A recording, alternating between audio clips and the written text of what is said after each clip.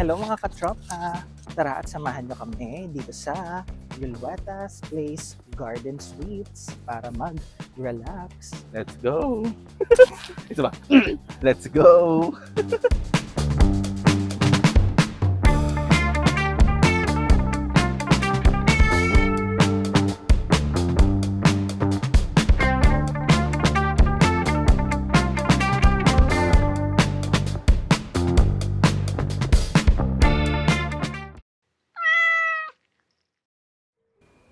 At dahil sa Antipolo located ang Lulueta, tara at samahan nyo kaming mag-commute.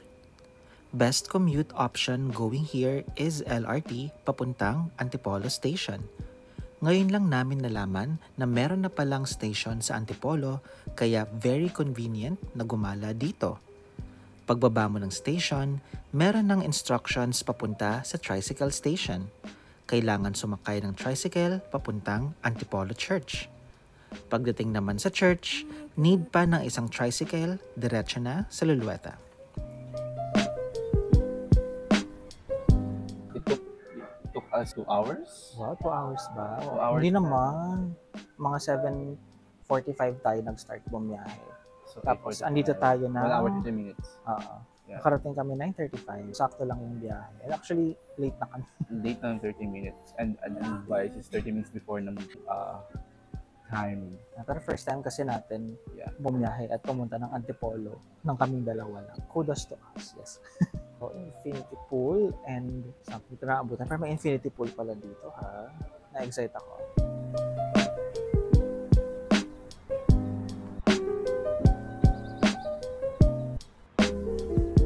Look at me.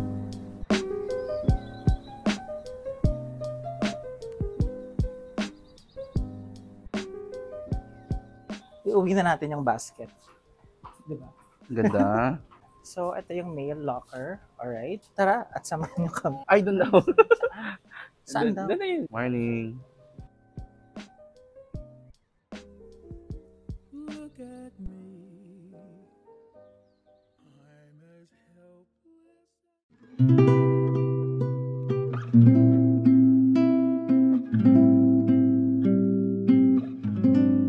Go! I'm a second floor. Ang lalim. Okay. Oy! Wow! Bongga, no? Welcome! Kumusta naman? Uy, Is it masaya. relaxing for you? Feel like I'm not in Manila, no? Parang tayo nasa ibang bansa. Right now, we are in Antipolo, Rizal at Lulueta Hanging Garden Spa. Alam mo, ngayon ko lang narinig itong Lulueta. Ako rin naman, nakita ko lang siya sa FYP ko. Okay, why not try it? Actually, nakakatuwa siya kasi parang hindi siya malapit sa Manila. Maganda siya. Pwede na siya for, alam mo yun, quick escapade. Gusto mo lang tumakas sa mga busyness and such. Sa noise sa Manila. Malamig ba? So coiled? Ang lamig ba't ganon? Kala lamig! Dito lang ako. Are you happy? Magulat kayo, pupunta kayo dito, hindi malamig tong pool na to. Malamig. Malamig yung pool na sa part na to. And then just for your reference, we booked the 9 a.m. to 2 p.m.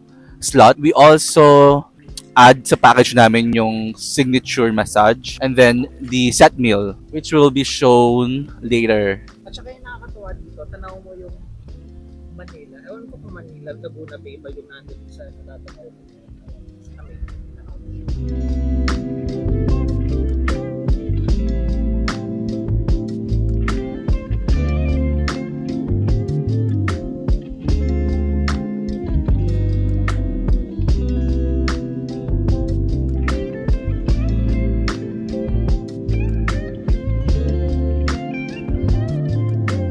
Ano yung nabasa mo doon? Anong merong mga benefits? Hindi mo tandaan. Pero ionized. Yeah, ionized water. Eme. Oo. So perfect siya for relaxing, invigorating, energizing. Be careful din sa stairs kasi medyo steep. Medyo madulas siya. And then yun nga, medyo basa rin. You go here, make sure you wear rubberized slippers.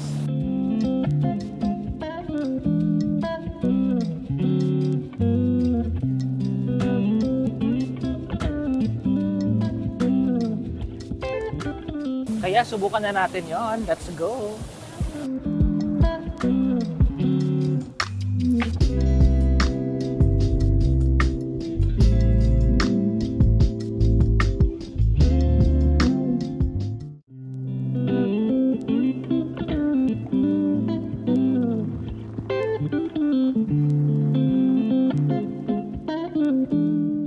Alright. Okay. This is not scary, ha? Ayoko pa naman ng mga Ay, God. Tingnan natin. I'm scared!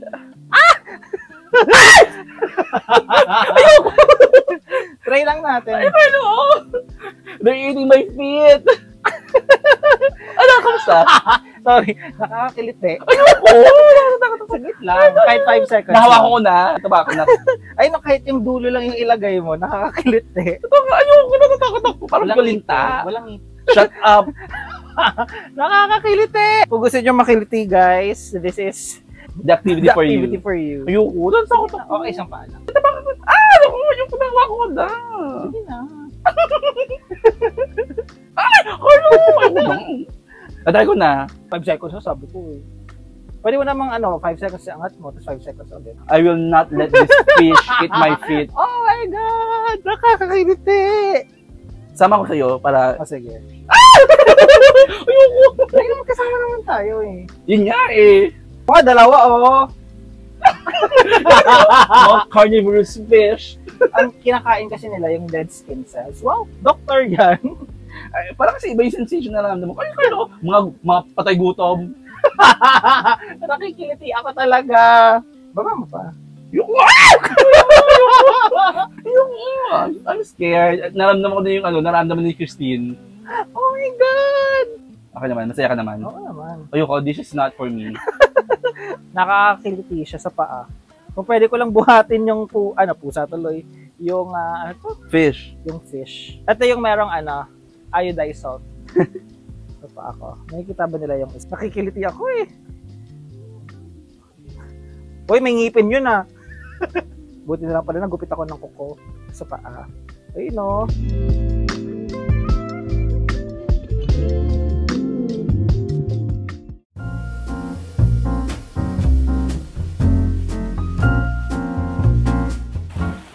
Uy, ang ganda.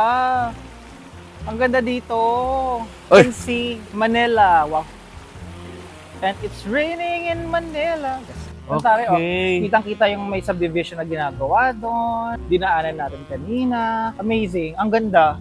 I think this is the view that you're paying for. This is the view. Ito na yan.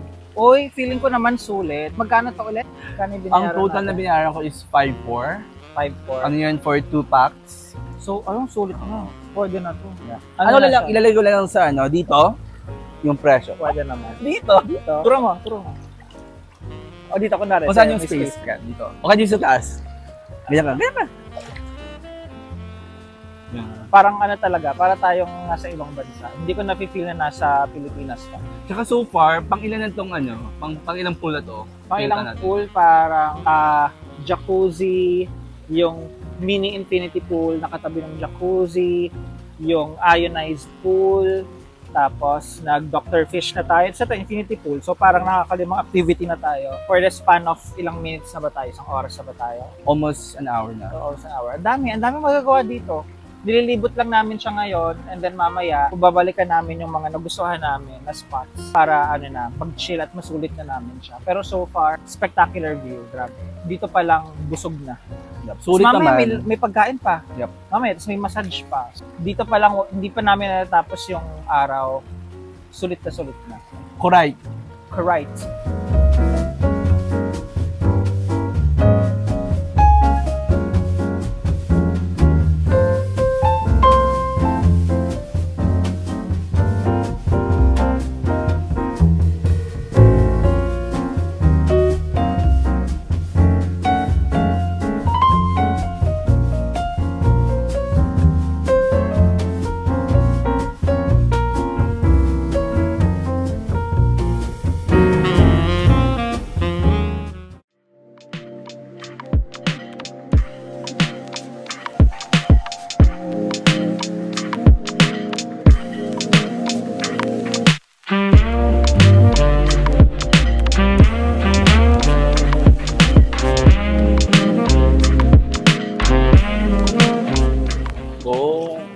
Sarap. Ay, amazing Na-amaze ako. Galing tayo sa malamig. Galing sa malamig. At least ito na yung last natin siguro. Tapos diretso na tayo ng lunch, 11:30 lunch. Super sarap kasi, wala tayong kasabay ng mga tao. Solo natin yung bawat pool. Hindi tayo nahihirapan kung pumila or maghintay or hindi crowded. Kaya advisable talaga na weekday punta para walang masyadong tao. Actually, okay lang naman na may tao kasi at least you feel na parang safe ka. Pero iba pa rin yung feeling din kasi kapag nasa solo mo yung mga spots. Parang private resort parang natin. Private. Pag narentahan natin yung buong the whole place for the whole day. And so far, parang halos lahat ng activity na napuntahan namin. May nakaabutan kaming tao, pero sakto, tapos na kami, saka magkakaroon ng tao. So okay lang, pwede na. Intended ng trip natin dito is to relax. The therapy is real. Yung sa lahat, ito yung nagustuhan ko. Kita Jacuzzi. First one, parang konti mainit lang, warm lang siya. Yung first one kasi, ito kasi maganda yung spot niya. Maganda yung pwesto. Yung first one kasi, puntahan siya ng mga tao at wala masyado. Secluded. Nice.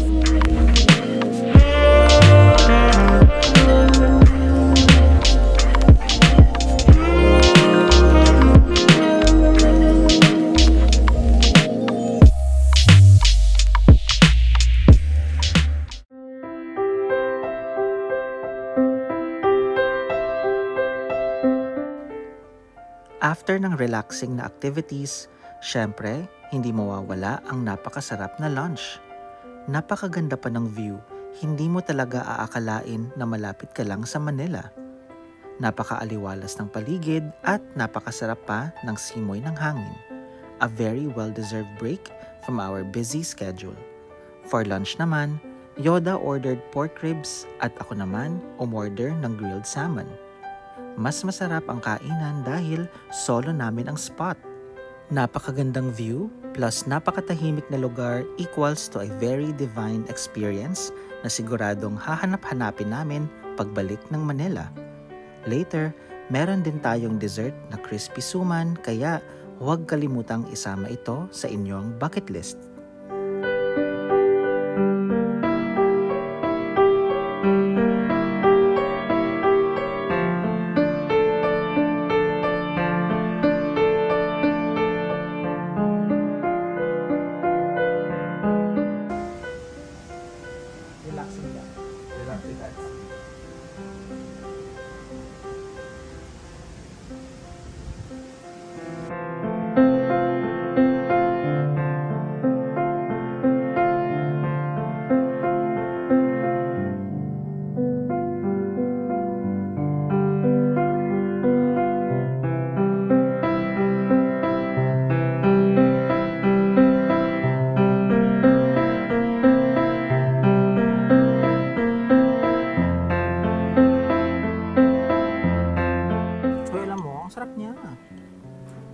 Crispy na suman. First time kong makatikim.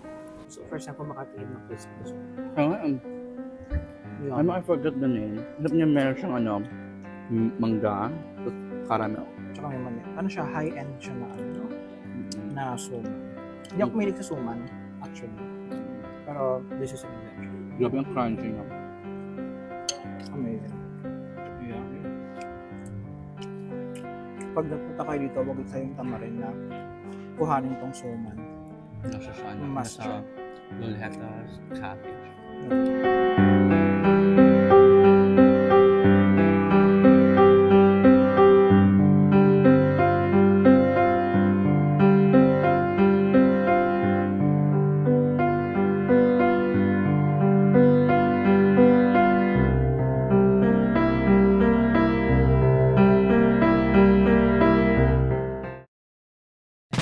Tapos na, we're done. And ang last ganap namin dito sa Luluheta? sa Luluheta is massage, full body massage. At grabe, in-expect namin 30 minutes lang. 1 hour. 1 hour. Super nakaka-relax. Wait, ano oras ba? Ano na, mag 3 o'clock na. Yeah, so we're going home na. It's time to go home. If you like this video, please Don't forget to subscribe for more videos. Thank you!